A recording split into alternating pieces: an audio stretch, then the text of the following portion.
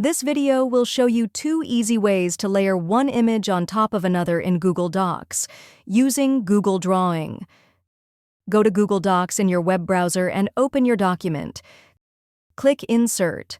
Hover your mouse over Drawing and click New. A Google Drawing window will open.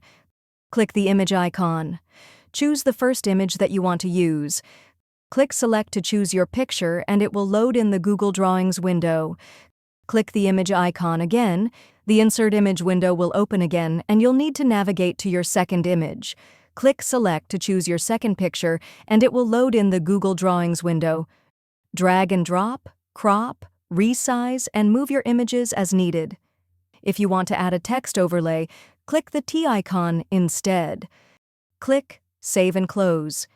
The edited image will appear in your Google Doc at your cursor, but if you don't like the positioning, you can drag and drop it within the document. If you want to edit this image, double-click it to open the Google Drawing window again. Using Wrap Text. Go to Google Docs in your web browser and open your document. Click Insert, hover your mouse over Image, and choose from the menu. You can upload local images by clicking Upload from Computer, but you can also opt to search the web or upload from your Drive, Photos, URL, or camera. Select your pictures.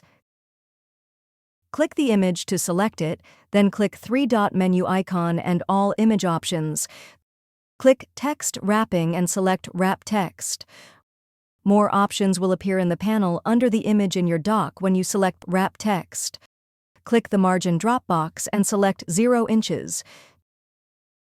Change the text wrapping to Wrap Text and change the margins to 0 inches for the second image. Drag and drop, crop, resize, and move your images as needed. You can right-click an image to change its order, rotate it, or change its positioning. If you found this video helpful, please click the like button and subscribe to our channel for even more helpful tutorials.